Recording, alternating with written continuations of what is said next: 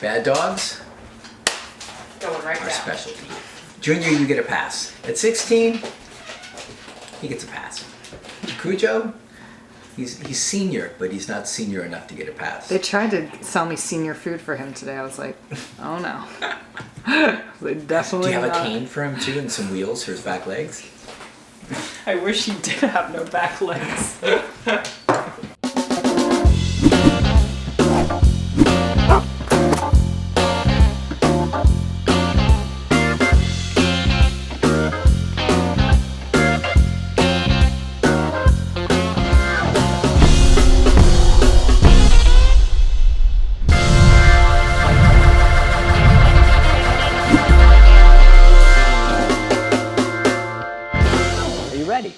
Okay, so let me just run through some stuff with you real quick so you know what's cooking, because you're like, we're a little bit out of the loop here. Guys, this is the first time back since NOLA, the best of. Yep. People really like the best They of. did like that? Cool. Best of went down really nicely. Let's see, what's been cooking in our world, you know, in the last like couple weeks. So the whole team was down in NOLA. Yep. And strategically, or like not even like, we really didn't strategically plan it, but it worked out that way, that we had clients down there. You and Britt went down for TGD girls time and worked with some clients, which also dovetailed nicely into Mardi Gras time. And then crazily enough, we also booked or scheduled T3 Accelerate to be like on Mardi Gras weekend, which we had no idea when we scheduled it. Silliest thing. Yep. But I think they moved Mardi Gras up. They moved Mardi Gras like 3 weeks earlier. It was like one of those shell games, like where's Mardi Gras going to be? We were like, well, guess here. And it was the wrong one. So Fat Tuesday, it was like super early this year, and we didn't realize it. So when we booked Accelerate, we were just like, oh, it's like, here we go. But here we go, all right. Here we go, indeed. And it ended up being like pretty pricey for the folks that came, but they came, and I think there was probably a bit of a good time had by those folks. Had a good time. Yeah, it's pretty hard to like show up, get all sorts of cool business advice and suggestions, and then be able to like stroll out through the corner and be like, whoa, the world's gone mad. And like, I think it's a good balance. So we're all back from NOLA. The teams reunited. Yep. We have the DVD. There's no date. I'm not allowed to say anything about a date, but there is an imminent release. Yes. It's so freaking close that. Well, I mean, the DVD's been released, but the actual physical copy. Let's be honest. Okay, let's clarify. Yeah. Let's be honest. I am being honest. Okay. So what I meant was, so the streaming downloadable, that's been out, and a lot of people have ordered it, and people are loving it. We're getting awesome reviews, by the way. In case you didn't hear. Because I want you to know that you've done a fantastic job and get some positive reinforcement. Great. So lots of folks have loved it, but a lot of folks are clamoring for the hard copy. We got some old school folks. I'm one of them. There's something about having it. I get it. Uh-oh. Oh, what is that? Look, the only one in existence currently. Look at that. Oh, it's pretty cool. It's pretty cool. Anyways, so like the really smart folks have 2 of these. Anyways, so it's really close. We're waiting on the final word, and as soon as we get the final word, you will get the final word. But we can taste it. It's so damn close. Right there. So sit tight, hang with us. I know this has been like, I know there were like Heaven's Gate. If you guys, Michael Cimino's movie Heaven's Gate, I think it was like the longest production and the highest budget, and they're like, we swear we'll get it done. It's been a bit of that, but we're actually right on the precipice of release. So hang tight for that release date. It's going to be fantastic, and I can't wait to get it out to you guys. And if you have a streaming copy, there's going to be a way for you to get a discounted copy of the actual hard copy. So I'm not sure what that's going to be, but check out pricing structure-wise. Yeah, I'm not sure how logistically it's going to work out. So just keep watching our Facebook page, and we'll make sure we're on point with that. Yeah, and the bottom line is we're not going to screw anybody over. No. Anybody who's mildly. Anybody, well, truth be told, right? So anybody who got the streaming or the downloadable is going to get a really screaming deal on the actual hard copy DVD, and you can buy both of them together now. So it's not like you lost out if you didn't already jump in. So it's just a win-win. It's all good. It's a win-win. Okay, so that's that. I apologize to anybody on the last sequence of questions that went out while we were at Mardi Gras, while we were in New Orleans. We weren't able to tackle those questions. Some of you guys, some of you smarty pants, took the questions and resubmitted them this week. Yeah, so we managed to get to them. So my apologies for those that we didn't get to because it was just crazy. We were doing so much work. Yeah. Laura was really overwhelmed with a bunch of like other projects and editing and tackling clients and keeping everything running. So we actually talked about it before we left, and we were like, wouldn't a best of be cool? Yeah. And I had a good time watching fun. it. Yeah, It was cool fun to see all revisit. through the years and see. Well, not years. I guess the months. Yeah, you didn't go way back. Went kind of back. How far back did you go? Number 6 went like 30 back or something. Okay, but we haven't really revisited the crusty old ones. No yeah, need. yeah. It's if Sound anybody is so bad and all that stuff. if anybody's really curious, jump back to like the first 5 and enjoy First, like 20 minutes. enjoy the ride. Yeah. Enjoy the ride. So that means that this is Q&A 70, so we're ready to roll. So I'm going to do a little introduction Do your here intro, yep. because I know you were worried I was going to forget it because I forgot it 3 times in a row. You ready? Hey everybody, it's Sean from The Good Dog, and this, to my right, is the about to eminently release the DVD, and has a crying baby outside apparently, the lovely Laura Morgan. I'm about to eminently release the DVD. Yeah, well you're like the power behind it. I'm giving you a lot of credit. I like it. And this is Q&A 7. This is Q&A number 70, so that means I get to do 0. Yay! Look at that. I did it right for once. Nails. Cool. Oh, what? Here, let's do nail time. No, we do it during the But it might. We gotta roll. But it might be good to have a little thing that says nail time. Well, we do it during the actual. Okay. Questions. Anytime I'm speaking, like nails come up. No. And like. No. Okay. Anyways, I'm gonna rock and roll through these questions, so Cool. don't you worry your pretty little head. All right. We will not delay. We will be right on schedule. So same as usual, guys. We're doing the first 5 questions, or as usual, per the last like 2 episodes. We're doing the first 5 questions as full questions, and then the last 5 are a speed round. So. Well, to be perfectly frank, I wrote them out a little bit more comprehensively, but what I tried to do, and just work with me on this one, and if I screw it up, off with my head, I'm going to just try and boogie through everything in a really succinct fashion. Oh, so we're not doing our old way? Well, let me see what I can do. Work with me. Let me see what I can do. All And if right. you find me getting long in the tooth, then tell me we got to like boogie. First of all, it's not long in the tooth.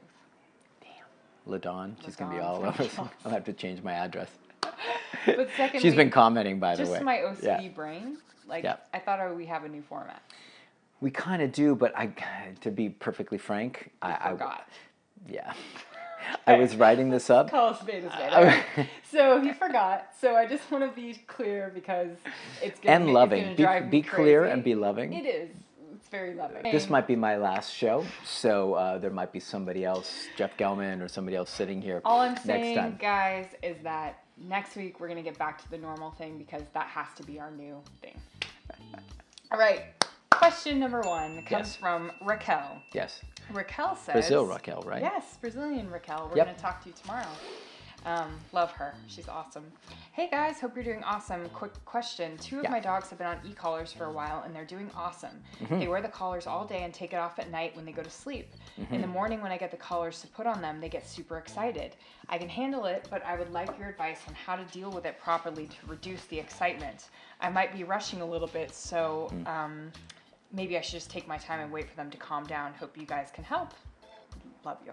Cool. We love you right back. We love you dearly.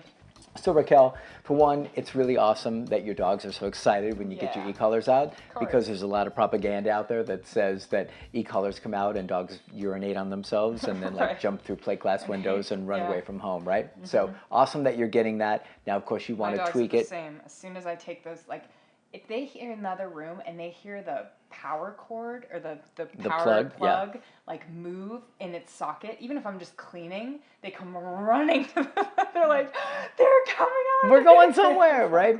So that's the cool thing about the e-collars. So I think that's such a cool thing that Raquel shared with us, that everybody's perception is that e-collars are these punitive things. Right. But when they're paired with fun, adventure, working with your owner, doing cool stuff, it changes the whole thing, and they become a really positive association. So that's that. Then the best thing, I just said, for one thing, it's great for people to hear, so that's exciting. Best thing to do is slow yourself down, right? You already said, I might be moving a little too fast, so the chances are you probably are moving a little too fast. Especially in the morning, we're all in a rush, we're trying to get things going, trying to get the dogs rocking and rolling. It's so easy to be in a gear just slightly ahead of where you want to be, and that gear will cause your dogs to amp up. Now, that said, go after yourself, get yourself slowed down, and then secondly, what you want to do is you want to teach your dogs the only way that those collars go on, and this takes patience, the only way those collars go on is like you can hold them right here, and your dog has to sit and wait and chill out, and it'll probably take a few minutes initially for that process to take for your dogs, and then what you'll do is you pattern, and simply it becomes this. Collars come out, dogs are excited, you stand there and you calmly look at them, don't say anything, and all of a sudden they'll probably sit and wait. And look at you.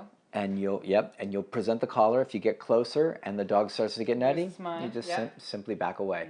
And just pattern the dog. It's such a simple lesson of like, I bring this closer, give me a good reaction, it gets even closer. Give me a bad reaction, it goes away. And then you let the dog figure out that problem, and next thing you know, they'll be sitting like little gents, collar goes on, and then you go from there. Right, that's great. Cool. Yeah, and just remember that as soon as those collars go on, like doing that process, you will get annoyed, like they're never going to stop. But it is like war of attrition. The other thing I was going to mention is just something that I do with these guys when they do go crazy, is I just put them in a down. So they're in a down. Does that help? That's the only way that they get them on. They know, you see them, they'll go nuts, and they get to me, and they look at me in my eyes, and then they like hit the ground, like, we're down. That's good advice, though. Yeah. Just so you get more of a anchors. lockdown kind of thing? Anchors them, and then they're not like, and then what for me I had to do was then, especially for Hercules, is like work on the wiggle back up.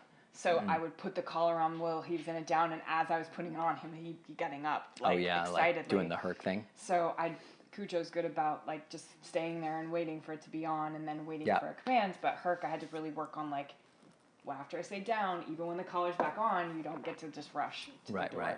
So have you got them into a good spot? Yeah, they're great. Cool. Yeah, they're great. Awesome. Cool. So that's the answer, Raquel. Practice it and then get back to us, and we'll be hearing from you tomorrow, but you probably won't have any time to practice just yet. But keep us posted on that, all right? All right. Thank you very much. Cool. I'm still punishing Sean for not doing the formatting. Manny, come over. Here's my hat. Here's my hat. I'll mic you up, buddy. He's a good host. He's a good host. Question number 2. Okay, here we go. AJ Dove says, hey, Sean and Laura, hope as well. Right now, long-time supporter, by the way. Yeah. Right now I can't do board and train, so I train weekly. Last Sunday I started training Bear. Bear was adopted a couple months ago. He has 3 legs.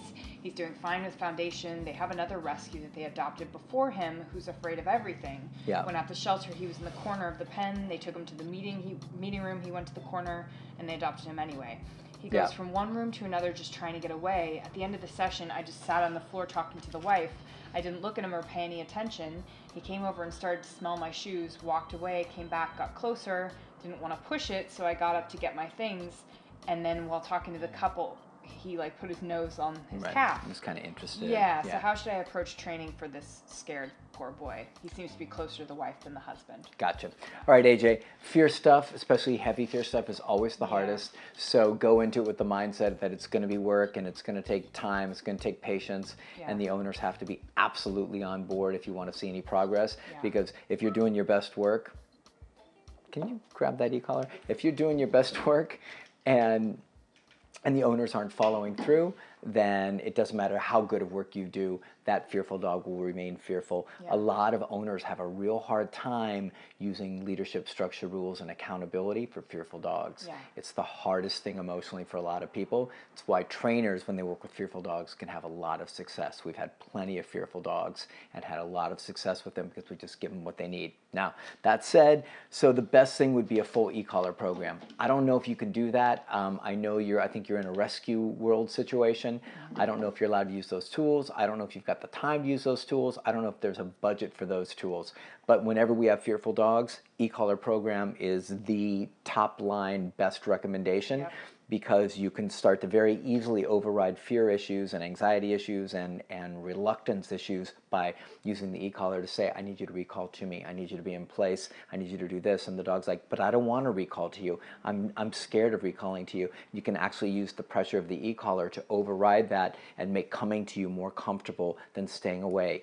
Being in place that he wants to break, you can make it more uncomfortable to break than it is to stay in place. And that might sound weird and it might sound hard on the dog, but what you're doing is you're creating a gateway into the dog's state of mind wise, where the dog will start to break those habit patterns and start to become more confident, start recalling to you, start staying in place even when he wants to go away, start keeping downs, that kind of stuff. So e-collar is the best. If you can't do that, budget doesn't allow, or you just can't get into it, then leash and prong. Full foundation. I think you've got our DVD. Don't be leery because it's a fearful, nervous dog. That doesn't mean go in and tear the dog's head off, but that does mean go in and create a really nice foundation of leadership, structure, rules, guidance, that whole thing you hear us yak about all the time, because that will give the dog more confidence. And the whole goal here, and I think I've got a rant coming up about this, the whole goal is to get the dog to listen to the training / you rather than the fear, anxiety, stress. And so that's kind of your gig. Your game is to do that. Use those tools, use those strategies to create that change, that shift. On top of that, you said the male's getting a little bit of a harder time. That's super common. I would have the male owner only feed the dog, male owner only walk the dog. And if that doesn't give you the results that you want, that the dog is still reluctant around the owner, then you can use food drive, which means basically the dog is only fed when it takes food out of the hand of the male owner. And that can really start to psychologically shift the dog. But once again, we're talking about hard stuff because a lot of people just feel bad for fearful dogs and they don't want to use any of the stuff that I just shared with you. You know, anything you want to share with that? No, I mean that's great. I mean, did you mention the thing about like if you just need to use a prong, that's fine? Yeah. I said if you can't use an e-collar, then do a leash and prong foundation program. Yeah, because you can create a lot of good stuff with that. Tons. Yep. I mean, just at least giving the dog direction is going to make him just happier. Yeah. Cool. Thanks for the question, AJ. Okay, question 3 It's an comes interesting from one. Miss Kasie Naklik. She's throwing a curveball here. Casey says, This hey, one Sean made and me Laura. think a little bit. Oh, yeah? It's been a while and I'm again in need of your advice. My Aussie just turned 10 and it seems old age is catching up with him. Yes. After 20 to 30 minutes of being on place, he'll sometimes get off his bed and lay down just a couple feet away. I feel it's also worth mentioning he had ACL surgery about a year ago and his muscle tone has never fully come back to what it was. Yep. And I had to stop crating him because in such a tight space would leave him sore and limping. It seems that he's just trying to make himself more comfortable when he breaks place like this, but I'm honestly not sure. I hate to correct him if this is the case. I've honestly been letting it go for the past couple months, but we're bringing home a new puppy in a week, and I'm concerned it'll become an issue. Appreciate any insight you might have. Yeah. Kind of a tough one, right? Yeah, I mean, that's kind of a cool one, though, like a kind of a... Yeah, kind of a tough one. Gonna zinger, get us to earn our dough. Yeah, especially like having Junior, who's 16, right, and seeing him like make choices like a lot of times to not lay in certain positions. So I'm going to preface it with this, Kasie, and that's my guy Junior just turned 16, and there are definitely times where I'll find him laying like he'll choose other options of where to lay rather than on a soft mat, and my suspicion, he's a chow mix. My suspicion is it's typically about being cooler, like laying on tile, laying on the hardwood floor rather than laying on a bed. I think we got naughty dogs out there we might have to tend to. And so for Junior, I know exactly where it's coming from. Now, with your dog, I wrote some notes, and I want to really stick to these and make sure I get all this stuff out right. So first of all, it's a tough call, right? There's just no getting around it. The big thing here is you have to read your dog. You, Kasie, who knows this dog better than anybody, has to really read your dog, both like current behavior and past behavior, and really trying to discern what's my dog's intent and what has my dog's intent been in the past. And if my dog's intent has been typically, sorry, we got noisy dogs, we got new dogs, and a typically kind of like bratty, pushy, challenging dog, something like that, then you have to factor that in and think, well, this might be a case of like, yeah, my dog's 10 and has had surgery, but maybe it's just moving off a place just because just because. Choosing that option. Yeah, just because. And then it hasn't been corrected, and so it's kind of been allowed to happen. So what I would suggest is actually try correcting your dog, right? And I know you're a little concerned about it, but here's the deal. I mean, you're not going to do any damage. Try correcting the dog and then see if it's just become a bad habit. And if you correct once or twice, the dog just settles in and doesn't break anymore. Right. Then you got a pretty good insight that it's just been a bad habit that's developed. If you correct, and your dog continues to break, then you might have something on your hands where your dog's like, I'm pretty uncomfortable with this. So I wouldn't do it for like 3 months of like hardcore corrections, but I'd start to experiment with like correcting at a firm enough level and see like, oh, does my dog slide right back into good behavior? Or he corrects, goes back, and then he's like, I'm really wanting to get out of here because maybe he really is uncomfortable. So anything to add to that? I would just say try a different surface, like for place. Like if you're using a bed, use a pet cot, or use like a cool mat. So then if she's still breaking place, then maybe you've got, or he is still breaking place, maybe you've got just a obedience issue. And this would be probably after exactly doing what Sean said, like correcting and seeing what goes down. Yeah. The other thing you can do is put the dog, because if the state of mind is just pushing, just kind of pushing boundaries, you're probably going to see it in a lot of things. So make sure you're watching, thresholds. How's the walk looking? If you put the dog in a down on the place that he usually moves to, does he move from there? Yeah. So check those things out, because you're so right on. Tightening things up and making sure everything is right as rain before the puppy comes in is a really smart choice for everything involved. So I think it's great for the next month. Just figure this out, and I'm sure you'll figure out your answer. Yeah. My knee-jerk reaction would be to correct, and then see what kind of behavior I get from the dog afterwards. Totally. Yep. So cool. Thanks, Kasie. Thank you. Okay, question 4 comes from Joie. Heli SQ. She says, how do you, I'm sorry, Joie. It's got to be Joie, right? Or Joey? Joie. Or Joie? Joie? You let us know. I'm going to France in May, so maybe you'll find out. It's a beautiful name. It really is. I think there's like a brand called that, and I always look at it and I'm like, oh, beautiful name. How do you stop the behavior of wanting to eat cats? Telling my dog that they are family isn't working. My foster was temperament tested before bringing him home and was fine with them at the trainer's house, but now goes crazy to get at them. Yeah, okay. So first of all, there's probably a lot of looseness in your environment. Anytime that there's behavior that's dramatically different with the trainer and very different, dramatically different at the home, that usually means rules, structure, leadership, accountability, consequences, all of those things have become pretty wishy-washy, which means dogs start to make all sorts of different choices. So that's your first place to look, right? Like, I would call your trainer, I'd email your trainer, and I'd say, like, give me a quick little like review to tighten up and make sure that I'm doing stuff right. Break it down. Because most likely if that dog was doing great somewhere else, that means something in your ingredients in your little batch of cookie making is not working, right? So that's your first thing. So beyond that, the only thing I've really seen work for cat issues is e-collar training. There's people that recommend all sorts of other methods and things like that. I haven't seen any of them work. What I have seen work is e-collar training. So I've got a couple things for you. And of course, if you don't want to do e-collar training, then you can just like fast forward this to the next question. So, but this is really like, if you're trying to get some real progress with this and it's a real pain in your butt and you're really looking to have this dog incorporated into your life and not have trouble, then e-collar training is going to be like what you kind of need to do to make this happen. So the best approach is a full e-collar program, and that's whether you hire a pro or you get our DVD or you watch our free videos. You get yourself an e-collar mini educator and you get it off of Amazon. You start teaching your dog place, sit down, recall. You go through the whole program, right? And you have an awesomely well-trained dog. That alone might stop your dog from going after the cats. Now, but if it doesn't, then what we do is we start correcting at very high levels for any interest, intent, chasing, charging after the cat.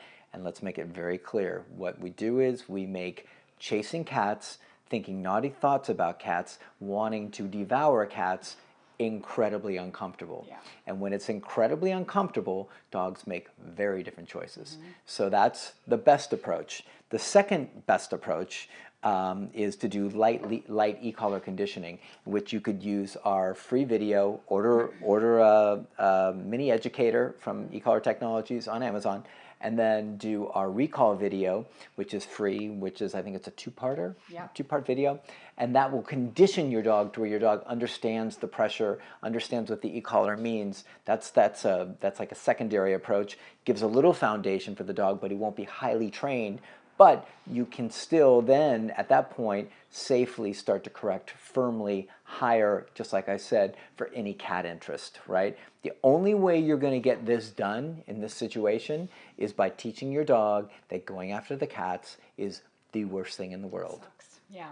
Just keep it super easy, super simple. It's not about, let's create positive associations. Let's have them sniff the cat's butt. Maybe they'll be friends. Let's have them share a ball. That's not what's going to work. What's going to work is an inhibition of like, don't ever freaking do that again. And your dog will go, I won't do that again. And then they'll learn how to cohabitate. So that's my instructions to you. And then you can kind of determine how you want to approach that, how deep you want to go or how not deep you want to go. But e-collar training with a firm correction, that's going to be your answer. Definitely. Anything to add? If I would just, this is like, you know, I mean, if the dog's going to kill the cat, you have to do e-collar training unless you're going to keep them separated all the time. I mean, I did it with my dog Hercules. He is aces on lots of things, but cats, he wanted to have my Do you think he would have hurt him? I don't know, but he turned into a weird guy with it. Like a werewolf? Yeah, it was a weird thing. He's not like, he's just mellow. Right. And Hercules is like smoking a pipe, and he's like, you can grab my smoking jacket, yeah. and I'm just going to relax. And with the family cat, who's like a bigger celebrity than anyone in this like world to my family, like the parents care about Wilbur more than anyone. I just did a high-level correction for him. Can you explain real quick how you did that? I had Herc on a back tie, which is like a tie out so that he couldn't actually get to him. Right. As soon as he looked at him with intent, meaning ears up, forehead wrinkled, he got a high level on the e-collar, held down for a little bit. And how high was that level? That was the highest level that there is. But he's fully e-collar trained. Right. Stuff. This is like intent to kill the cat. So a couple seconds on the e-collar at the highest level. It's pressed and held. It sucks. There's nothing good about it. Yep. I hate it. There's nothing good about it. But I can't have my cat killed, and I can't have the danger of that possibly happening. And what's the results now? So it's so funny. I'm like, it works, even though we teach it all day long. We were at, I think it was Thanksgiving, and Herc was out, and the cat was put away because we still just like didn't want to deal with it. We're like, I don't want to even like.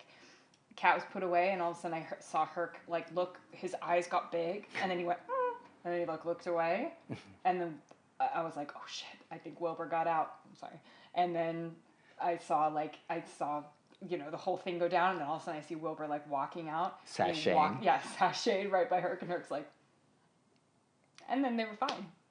So, isn't that fascinating? It's fascinating. So heavy duty consequence changes whole behavior. But I love that you shared that example because that was a little more of a practical, real world rather than macro like what I shared. And the other flip side of this is if your dog is just excited about cats and he's been great and he's been around cats and never hurt them, but all of a sudden like there's an excitement about cats and it's like a small dog. We don't even know what kind of dog you have. I have a pit mix who would kill a cat. But if you have a small dog and there's just silliness, the cat might take care of it right across the face. Right. So there's also that option. Yeah, it's always like a little bit of the Coliseum kind of That's like what I was gladiator. Saying, like, if it's like a Chihuahua, then maybe you can kind of leave it up to. Right, but Herc, yeah, he's too big. Yeah. So hopefully that helps. That's some good, great suggestions, by the way. All right, yeah. Thanks. Okay, question number 5 comes from Joanna. Hey, Joanna. Joanna says, I just found your site, YouTube videos, and I'm ordering the DVD in an e-collar today. Yay! I have an 8-month-old Yorkiepoo who has a lot of behavioral issues we need to work on. Uh-oh. My question is, in the morning very early he whines and barks to get out of his cage and I take him out back to go potty. Is that a behavior we should control? Joanna. Should he be waiting patiently until we get up and let him out without all the barking, etc., understanding that he can't hold it forever? Of course. But I'm going to let you answer Oh, this really? one. Yeah, you got this one I in the just bag. love you, Joanna. I think you're a little. I always like to snoop people out. Your little profile picture is so cute, and I can picture your little Yorkiepoo on it. Yorkiepoo. So that's definitely something we don't want to do, especially 8 months old. We don't want to have the Yorkiepoo learning that whining and barking gets him what he wants. Yep. Right. So he's training you. That basically like, oh, I see what we do. So when I whine and bark, I get whatever I want, right? Which is to get out and go outside. Who doesn't want that? Yep. So he's sitting in his cage. He decides he wants to go outside, whine, bark. No consequence except mom coming and running, letting him out, and then, he gets to frolic with the butterflies. But instead, once you've got the full e-collar kind of foundation work going on, then you're laying in bed. Of course he can't hold it forever, but I assume, because you're even asking this and you're getting all the training stuff, that you're like monitoring, like, oh, it's been 6 hours, and he like I'm sure he can hold it long enough. Yes, I'm just saying I'm sure you're being diligent. It's not like it's 12 hours and Right. I have to go. So I'm assuming you're being diligent about that, and that even an extra hour he's going to be fine. So you laying in bed for an extra 30 minutes on your own accord is totally fine. Once he's e-collar trained, you have that remote right by you. As soon as you hear that whine or bark, you correct from the other room. I don't even care if you say no. You just correct for that behavior. We want to tell him that doesn't work. Yep. Another thing works, which is being calm and cool and collected. So then your Yorkiepoo doesn't do that behavior in any other context. And then the other thing is because the DVD has like a 30-day program until, if you're moving slow to get the dog fully e-collar trained, you can put on the e-collar sooner than that to correct for that stuff in the crate, especially if you've already gotten the working level and you've done at least a couple of the exercises and the dog understands what the pressure means. Yep. You can do that. I was just going to say, if you didn't even have the e-collar yet, because you may have just ordered it, when that happens, you got to address it in a way that is a consequence. So whether it's a pet convincer, like compressed air, a bang of the crate, just like a knock it off, smack of the crate. We do that. It's like crate shake. It's not that scary, but the dog doesn't like it because it's like, wait, I used to get let out, and now I got this sound. Yeah. So, or our crate exercise. Or our crate exercise. Yeah. If you watch our crate exercise, where you actually open the door and the dog goes charging out, and you quickly snap the door on yep. Boom, right on the dog's nose, and do that a couple of times, the dog will be like, oh, okay, there's rules here. Yeah. Right. I don't just charge out of here. I'm just not a maniac. Yeah. And then the only other thing that I was going to say is that if you're having trouble with this in the morning, the best thing you can do is put the e-collar on at night temporarily, right? Yeah. You don't want to do that forever, but if you're having like barking stuff in the morning, you don't want to like get up at 3 in the morning and put the e-collar on. You want to have it on so the dog gets used to pattern behavior of not doing that early in the morning. So, you're going to do great. Yep, no problems. Good luck with all that. I can't wait to see. If you want to show, if you guys want to do, if anyone wants to do before and afters or a journey with your dog with the e-collar, man, I would love that. Yeah. You could Dropbox that footage to me. I'd love to see how your Yorkiepoo goes along with the DVD. And we could make a little video of your Yorkiepoo and your journey. Yeah. What's our Dropbox? thegooddog.la@gmail.com. But we'll put directions in the description below. Can we link it up? Bing, bing. No more bings. No. Okay, all right. Down in the description below. I've been shut down. Okay, cool. Cool, thanks. Okay, question number 6 comes from Jose. Jose says, this should be a quick answer because I just totally blew out the last one, hour-long response. Blah, blah, blah. Jose says, how do I send a dog to place? I know how to put a dog in place, but no sending him. How do you do that? Thanks. Magic powers. Totally magic powers. Okay, Jose, for one, you can use food to start, right? So you can like put some really juicy stuff on the placemat and then like guide your dog over to it, say place and guide your dog, and your dog's like, oh wow, there's something here. And you can use that to start the pattern if you want. We typically don't, but I'm just offering you some opportunities or some possibilities. The way we typically do it is with e-collar, and even if you've already done e-collar training and got your dog into a pretty good space where they're at corrections or the dog's at corrections, what I would suggest is you go back to the learning phase, which is low pressure and guidance, which is like using the dog's motivational level, which should be low and comfortable for the dog. And what you want to do is you're going to walk right up to the mat. Think about it, visualize this if you will.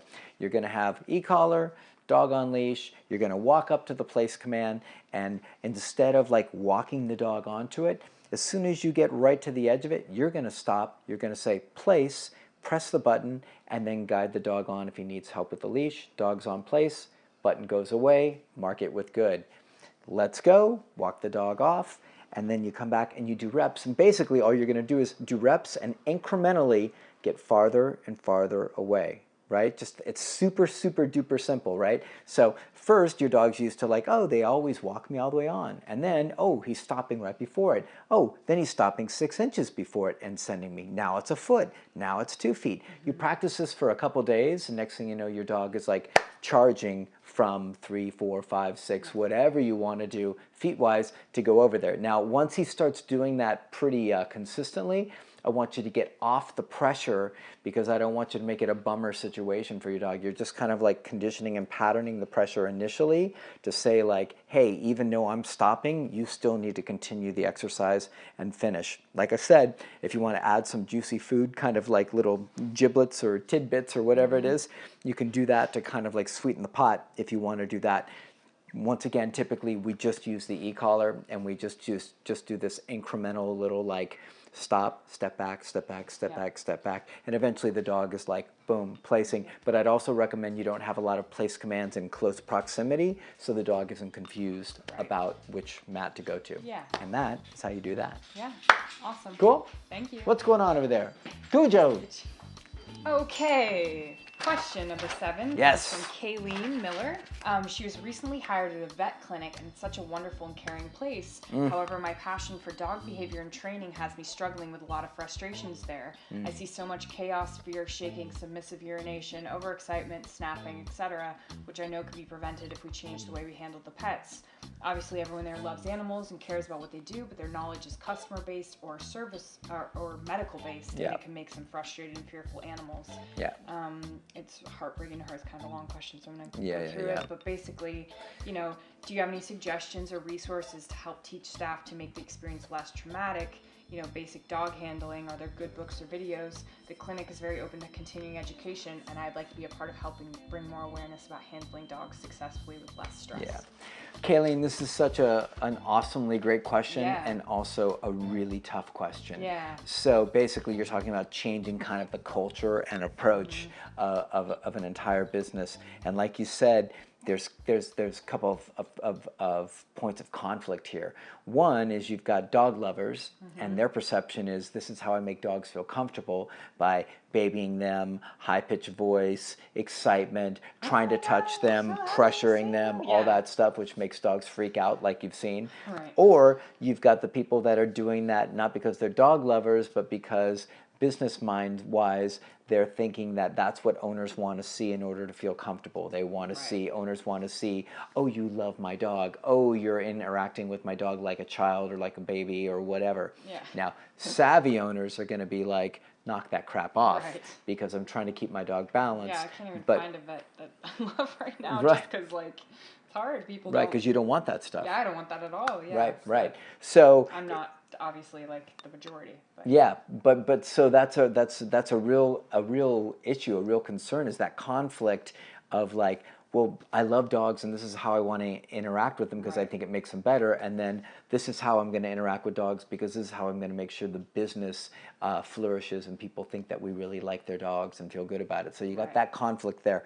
What I basically came up with, I don't know of any great books, videos, anything that really delves deeply into this. Now, there's a ton of books and they all have little bits and pieces of information. I mean, like Caesar's Way talks a lot about like interactions and low-key and energy stuff like that. Monks of New Skeet, How to Be Your Dog's Best Friend. Those are kind of classics. I would say like you can watch a million episodes of Dog Whisperer, and regardless of what you think about Caesar or his techniques, you can see he's constantly employing like calmness and relaxation. He actually has an episode where he goes into a vet and really kind of gives a vet a piece of his mind because the vet is doing a whole bunch of like and getting the dog worked up, and the dog struggles with the vet. So I don't know what episode that is, but here's what I'd really suggest for you is I'd love for you, Caeleen, to take it on yourself to say like, this is important enough for me and I'm passionate enough about this that I'm going to head this up. I'm going to head up researching, finding information, finding resources. It's all out there, right? You have to do some work, and then organizing within the what is it? It's a vet, right? Like the staff. Organizing with staff within your vet clinic that, hey, I'm going to spearhead this and do it in a really like non-confrontational, just if you take the approach of like, I just want the dogs to be less stressed. You know, I'm reading about less stress, not like we have to be balanced trainers in here because people might be like, whoa, I want to love on dogs. That's why I'm doing this job. But if you're just saying like, I want dogs to have less stress and we shouldn't be having any bites, and I've done some research on this. And that's the whole thing, is that dogs are more apt to bite. Dogs are more apt to be highly stressed and then have really negative reactions next time they come back to the vet. They're liable to require more resources at the vet to hold them down, muzzle them, pin them down. The whole thing gets bad. So I think it's a beautiful idea. I wish I had like, this is the book and this to get and make everything right. But what I would say is I would love for you to be empowered to go after this and be like, you know, not be a hard ass, but be like, I really want to take this on and see if I can help. You said they're into further education. See if I can help spearhead, like, let me share some resources and some reasons, some rationale why this would be healthy for not only the dogs, but the business as well. That said, I would just like follow, like, you're probably already following a bunch of us, but like follow Jeff Gelman, follow Blake Rodriguez, follow Tyler Muto, follow Ted Ephthemiadis, follow us, read the blogs, watch the videos, watch all the resources that all of these trainers are sharing, because we're basically sharing a lot of the same messages, and then utilize that information, collate it, put it together, present blog posts, and then talk to people in a way that doesn't put them on the defense, with the goal really being that everybody has a better time, that the dogs are happier, the people are happier, and the business does better. And I know it's a tall order, but like it could be a fun thing to take on and spearhead and be like, yeah, I turn this vet clinic around. I think it's so bold. I mean, I always think about like opening a vet clinic chain that treats dogs like the right way. Like literally you walk in and there's a sign that says like, we're quiet in here for a reason. It's not we don't love your dogs, you know, like we're quiet about this, and like there's just rules about the place, and it's for dogs that are tougher. Like how cool would it be if there was a vet that was super savvy on like tough dogs? Talk about finding a niche and not having to compete with any vet clinic in the area, because all of them are going to say no to doing that. They're going to want to do so. Like I just think it'd be cool. I know it's not your business, so it'd be just cool for you to like, but think in that way. But she could jump into some of this responsibility. But what you just said was kind of cool, is that you could actually have like, not a mission statement, but something on the front door where it says like, this is how we do things in here, not because we don't love your pet, but because we want the very best for them. And we know that relaxed, calm, quiet dogs or cats are less stressed and are in a much better space. You could have like lavender, like, you know, essential oil like diffusers and like nice music, like instead of like the news playing or like whatever they have in there, you know, have like some calm music and some lavender, and like make yours the place that like, there's a lot of people that have tough dogs that don't want to go to the vet. You know, they don't even want to go to the vet because of this issue. So anyway. So cool. Keep us posted. It's a really juicy proposition, and I'd love to hear if you take the bull by the horns and go after this. I like a consultant idea. If I was really, really passionate about that in a way, I would become a consultant for vets, for them to become like, you travel the country teaching vet clinics how to make their place super safe. It's a great idea. The dogs, like, And that would be like something that would be much different than working in a vet's office. That's Yeah. for sure. You could make a lot of money, but you could also impact a lot of people's owners lives. and dogs' lives, which could be pretty fantastic. But congratulations on the job. Question number 8 comes from Nadia. Hope it's okay to do a repost after the cool best of episode. She liked it. Sean and Laura, thanks for considering my question. I follow pretty closely your techniques when working with dogs. I recently had a pair at my training space for human and dog aggression, so you imagine how strict the structure and protocols were. The thing was, they always got along together and played together in their home, just not with other dogs and people. I'm happy to say they've adjusted well and the family couldn't be happier with the results. Oh, Nadia's a trainer. Cool. Yeah. Except they won't play together anymore and even give each other the stink eye occasionally. Oh, I have my Weird, own, right? Yeah, I have my own thoughts on this, of course, but I value your opinions for quite some time. I would love some guidance. By the way, they just finished 30 days, very strict routine of continuing the board and train at home, so it's very early in the process, and they haven't even loosened up yet with free time, affection, etc. Curious, some ideas to get the two of them to be buddies again while still maintaining their great new attitude on walks and the structure inside. Cool. Okay, so Nadia, tough question. Tough question. I've never seen this. Have you seen this? No, I'm trying to think. I mean, we get tons of dogs that come in with tension, Yeah. and the tension goes away, and we use structure and rules, and the dogs get better and better. But If they were I cool with each other, can't recall any dogs coming in that were cool with each other that unraveled or got tense with each other. I kind of stretched my brain to see if I could recall any, and I just couldn't. No, definitely not recall any. I'm just trying to think. Yeah. So anyways, so we haven't seen it, right? So here's what I'm going to share with you. So my guess is that it's likely just a shake up in the routine and the patterns and possibly kind of the pack structure. A lot of stuff has changed, and maybe that kind of easy kind of mode they had already worked out. Yeah. Like, that's the thing. It's almost like, yeah, we're in this together. And now it's like, oh wait, shit, there's rules. Wait, I don't even like and you. who are you? And like, who do you think you are? Exactly. So there could really be some stuff going on with that that could contribute to this. So could have some hierarchy, pattern, relationship dynamic stuff that's shifted, and it doesn't mean it's shifted forever, but it could be something that's kind of in flux, right? I would be curious if you, boots on the ground, really analyzing, if you think there's any structure or any commands that you're utilizing that might be contributing to more tension. Right? So that's a juicy question, and I want you to really kind of digest it and think about it. Like, there's a lot of things we could do here working with dogs, and every dog is different, and every pair is different. You could be working with them, and there might be something about like sharing place or something else, or the way they're feeding, or the way I don't know. I'm just any excited. I assume you're not doing this because you're like lock them down. No, and it all sounds that like stuff. she's. Yeah, but like any sort of excitement that wasn't there before, even if it's structured, or if there's any like specific things like in play, or like you said, sharing a bed, or now they sit for their food and they sit forced together. to be sharing a bed, and they're like, we never had to do this before because before we were just easy. Yeah. And now like you're making us do things together, and we actually don't like each other like that. Or haven't learned to. Or there's just some like intermittent tension. Another question. These are great questions. Yeah, I know. That's what I'm telling you. So hang on, let me finish this up because this is really good. So. Likely it's just a shake-up, right, in the routine and the patterns. Check out the structure, check out the commands with a really open mind. I want you to look at it, not as a trainer and like, these are the programs we do. I want you to look at it with these specific dogs in their specific dynamic and think, wow, that right there is creating tension.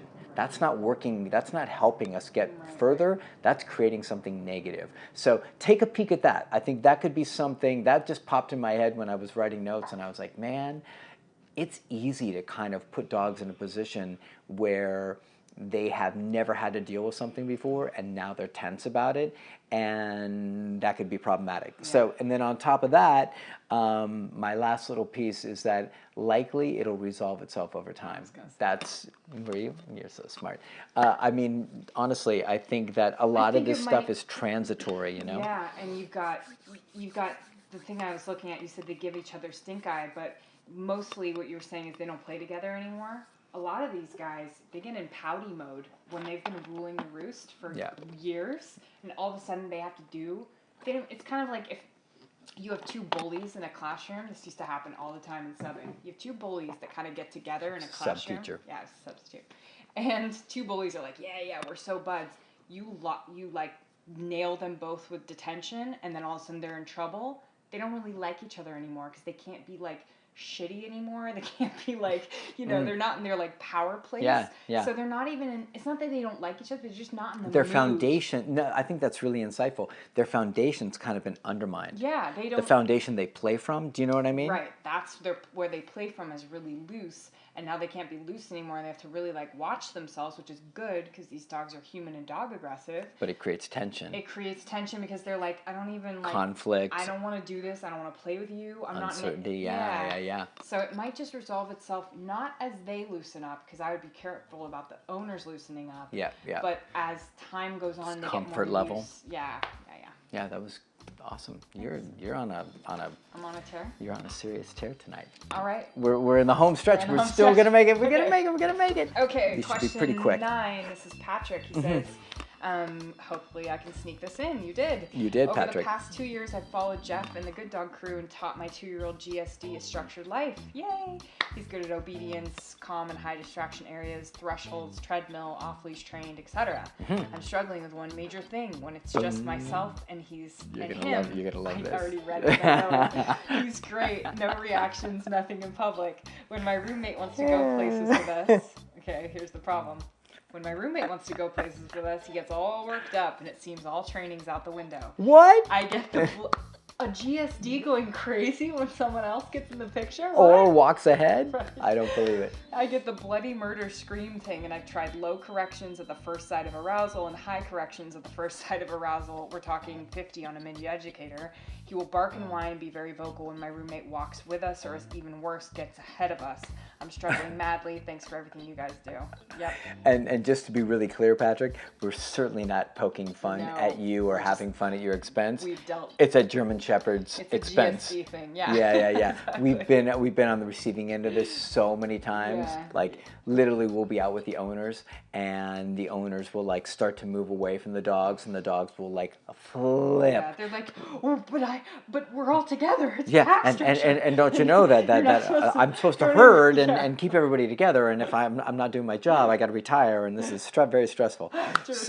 Right? So it's a typical GSD thing, and like I wish I had like a magic bullet answer for this. Oh my gosh. But what I found, I think what we found typically, if I'm going to be like really macro about this, what I've seen like, or I think what we've seen probably comprehensively is tightening the screws everywhere. Right? So I mean, I'm going to get into more like specifics. Yeah. But like almost always when those dogs come in like that, we nail down like all the moments you're doing that are great. Right. I'd go after them. Like if you're probably thinking like, I'm doing this at like 80, 90%. I do it at 150%.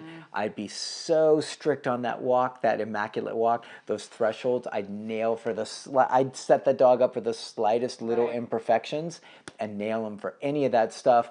Place command, all of that, I would go hard and heavy on all of the moments to try and get that dog's mindset out of like, I'm allowed to freak out and demand that everybody is together. So that's my first thing. Did you want to jump in real quick? It's a tough one because we've even had dogs that have been here that we're tight on that still have that stuff. And it's not easy. I know Yeah. going, so go ahead. So, but it could be the piece, Definitely right? could be piece.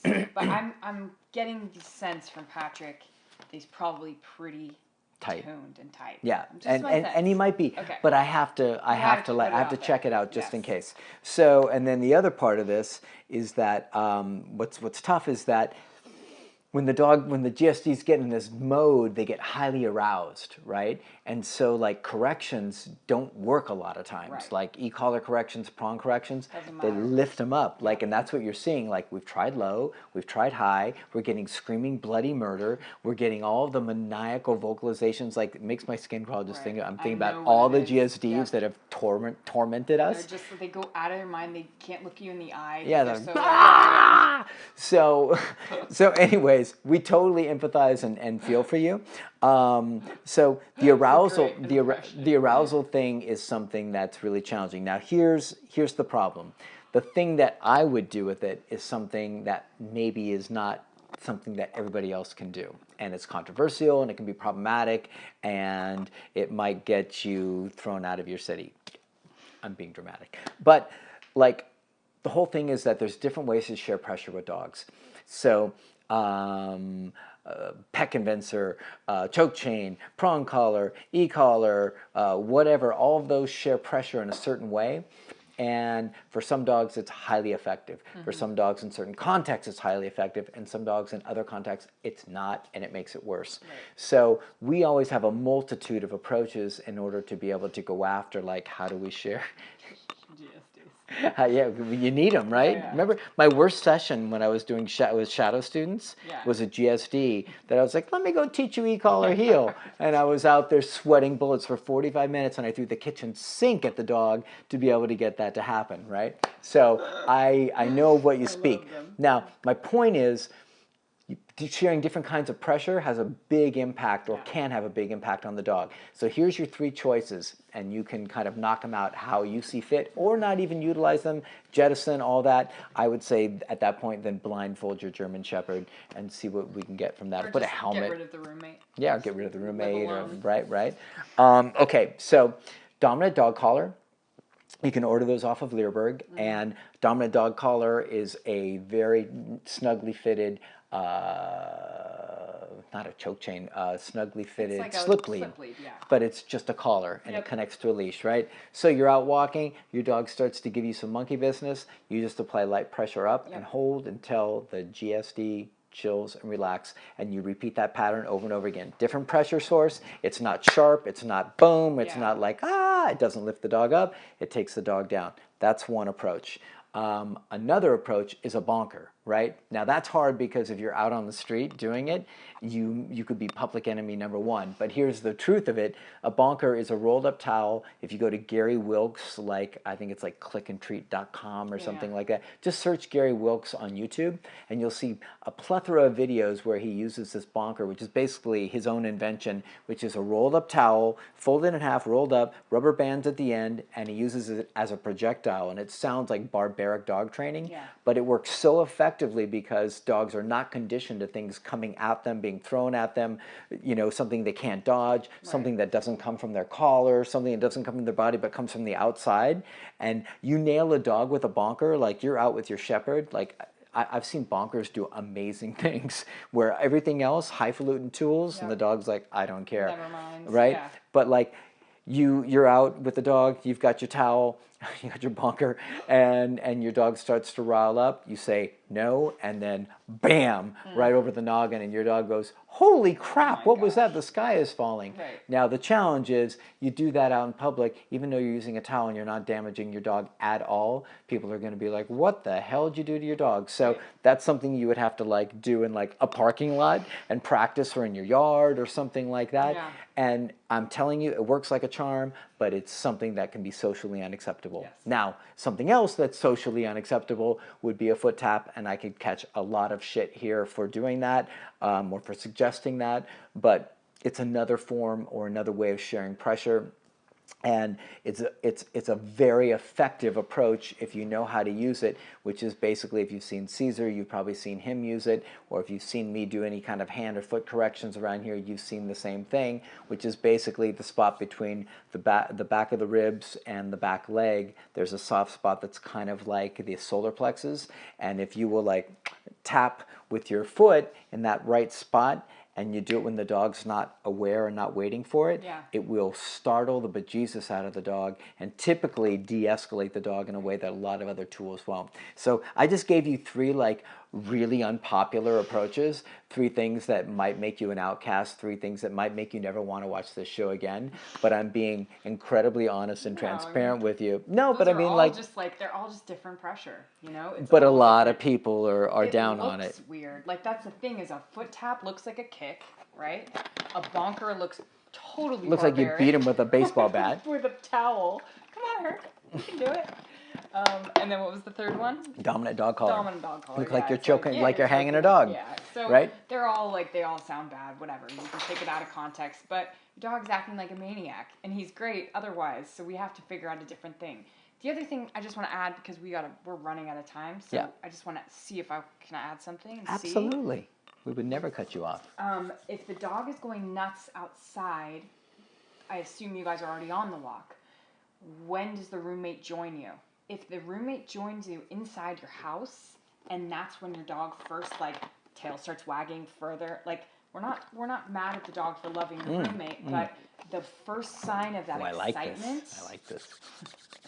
you go higher than 50 and you correct that. So, or you bonk the dog right there in the privacy of your own home, right? And I'm talking like when you bonk a dog, like I bonked Manny the other day for being a total dingbat, and it's just a rolled up towel, but he was like, I'll never do it again. He was like, it's like when you whip someone in the locker room with a towel and they're like, oh my gosh, the worst thing ever. But I'm serious, like if you could do that in your house, get the roommate together, start the walk, like not start the walk, but start the process.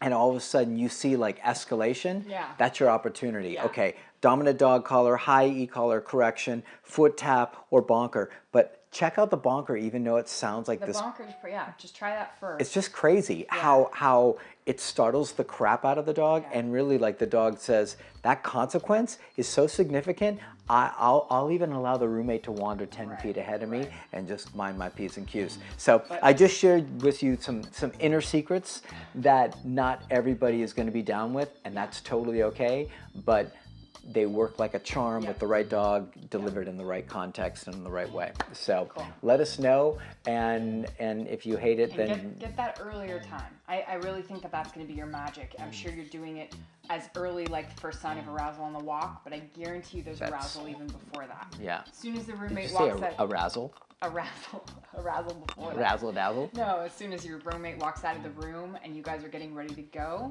that's when that would be my moment. Yeah, so. I think you're right on the money. I missed that, and because I was just thinking about the walk, but that's why she's here. That's why she's here. Top secret. Okay, let's boogie. Patrick, you got so much good stuff. Okay, question number 10, guys. We've got from Instagram, Renamos. Renamos says, hey guys, my pit mix Doug has been on e-collar for 9 months thanks to your legit training videos. I've been able to teach him sit down, place, recall, and heel. Awesome. I've also used it to correct eating out of the garbage, jumping on people, and chewing on stuff he shouldn't be chewing on. Awesome. Renamos is like kicking butt. Yeah. Wow. You should train dogs. And all like free resources. Right. Love it. We walk him for 20 minutes in the morning and another in the evening when we get home, and he's pretty good but not perfect on the walk. He does 20 to 30 minute down stay in the morning when we get ready for the day, and another longer down at night. Hopefully that gives you a picture of what he's like. The one issue is that he gets overly excited when friends come over to our house or if we stop to talk to a friend while we're on a walk. He'll want to jump all over them and greet them with so much excitement that he often scares people. While on walks, he'll be distracted and excited by strangers, and I've had to dial up the e-collar to get his attention focused back on me. He just loves people and gets super jacked up about them. What can I do to help him stop this behavior and help him respect other people's space? Okay, Renamos, I have got some answers for you. Yep. Okay, so first of all, I freaking love all the work you've done. Yeah. I'm super impressed by everything you've done. Thanks for giving us a shout out that our videos have helped. Yeah. It's why we make them. Yep. And the fact that you utilized, it sounds like you utilized not just our do-it-yourself videos, but our Q&As and put all the information together. Because honestly, we put it all out there. Yeah. It's all like, if you search and do the work, it's all out there. So we would literally make the DVDs just to make it easier for you guys. But if you want to just spend some time and watch our Q&As and do our free videos, you're going to get what's on the DVDs and the PDF. We're trying to put ourselves out of business. Yeah. We're looking for retirement here, guys. We just want everyone to do this stuff and have great dogs and because save it's dogs. easy, and no one should not be able to get their dog into a good space. You guys should all be fine. Yep. No one. You guys should all be fine. There should be no financial or time barrier. If you really want it, it's there for you. Okay, cool. So Renamos. Love all the work you've done. Yes. Secondly, for general excitement stuff on the walk, right? Just your dog getting goofy and amped up. Let's go higher on the e-collar straight away. Don't wait to see if there's an escalation. Don't wait to see how bad is it going to get. Don't wait for any kind of like arc of liftoff. The moment you see your dog look at somebody or somebody's getting close, then I want you to correct firmly for that. Yeah. Now that's for general excitement when you're on the walk, right? That's like goofy dog walking, sees somebody and starts getting silly. Yeah. No, Bang. right? No, bang, high level correction. Always, you know, the enemy is low and slow, so don't go low and slow. Go high and quick and get it done. Yeah. Now, here's the more important one that will probably negate everything else I just told you even need to do, which is your dog is ECollar trained. You're so far ahead of the game. Yeah. Do this for me, okay? Please, just promise me. Have friends come over. You're ready. Have them text you when they're getting close to the door. Have them, you know, knock on the door like nice and like boisterous. Bop, bop, bop, bop, bop. You're ready with your e-collar. Your dog's in place, or your dog's just hanging out. I really don't care. And then you go to the door. Let these people come bursting through, all excited, and let them be like, "Hey, I don't know what your dog's name is. It Doug or yeah." Doug, oh my God, it's been so long since I've seen you. Doug's going to go crazy and Doug's going to jump up. What you're going to do is you're going to correct with the e-collar. You don't have to say anything, just pop. Find a level quick that Doug doesn't like when he's jumping up, and what you'll find is that Doug will start to manage his excitement even in those high excitement context situations. Yep. And what you'll find is he won't be afraid of people, he won't stop liking people, he won't stop being excited about people. Right. He will manage himself. And all we do this with every jumping dog that comes through. Laura runs around like a maniac, or Britt runs around like a maniac, and what happened, right? Yeah, but the whole point is everybody says like, walk into the house, don't say anything, be a zombie, don't do anything because we're trying to keep this dog from losing its marbles. Screw that. The dog can do better work. So what we do is we set them up in a fair way. Laura dances around. She doesn't say jump up. She doesn't give him any command like that, but she gets really excited, really animated. Say Doug jumps up on Laura. I just tap the button and I tap at a level that Doug cares about, and then Laura goes right back to trying to play and be excited with Doug, and Doug has to then make a decision. Now if the first level correction wasn't enough, Doug might jump up again. So I'm up higher, I correct. Don't say anything, just stay calm and cool, let your friends just do their thing, engage right back with Doug. What you should be looking for is this arc where Doug goes from like, and starts to mellow out. Even if he's excited, what he'll do is he'll keep his 4 feet on the floor, he'll wander around, he may wag his tail, he may do all this stuff, but he will inhibit the type of expression, that sounds super fancy, but he'll inhibit the type of expression of that excitement, if that doesn't sound too scientific and cheesy. But really, all you're basically saying is you can be happy, you can be excited, you can be really thrilled that people are here, but you can't jump on them and you can't be a maniac. And all I'm going to do is use this e-collar that I've already fairly trained you with and just give you certain limits. And all you have to do is let your friends come in, let them be excited. And on the walk, absolutely. And don't let me forget that because I want to touch on that real quick. Find the level that's really valuable, and the way you know it's valuable is that Doug will stop jumping. If he continues to jump, your levels are too low. And you already taught him not to jump, so this is the thing on the street. My first guess, we got to cut this off. But he didn't. If it's still happening, because it's still. It might be just you're saying that when he sees people on the walk, he gets excited, and so let me just jump in. I would say that maybe you're afraid to correct high enough in front of people. So what I would do is set up the situation with people that know that you use the e-collar, you know that there might be a vocalization, have them come around the corner and set it up. I had to do it with Hercules. Same exact thing. Yeah. He's great. He won't jump on you if you walk in. He's not going to jump. But man, if I'm on a walk and someone comes up that I know, he'll get like, and I had to do it with someone that I know so that I didn't have that stuff go on. Like feeling guilty of like correcting in front of a stranger or something like that. Right. So once more, great advice. She pulled me out of the depths of bad recommendations. We gotta go. No, anyways, I know we got to wrap, but just like Laura said, so correct on the walk if you need to. Use friends to be able to make sure it's a clear, comfortable situation. But if you use the right level pressure and you use a correction that's high enough, you will see all that silliness go away, and then all that work you've already done, you will have like perfect dog. We got to get out of here. We got to cut this baby short. Laura Morgan, another bang up job. You were like on fire today. So were you. So, well, thank you so much. And we will see you guys next week. Big stuff coming. Yep. Hold on to your hats. Hold on to your hosiery. Hold on to anything else. Goodbye. And we'll see you guys soon. Bye.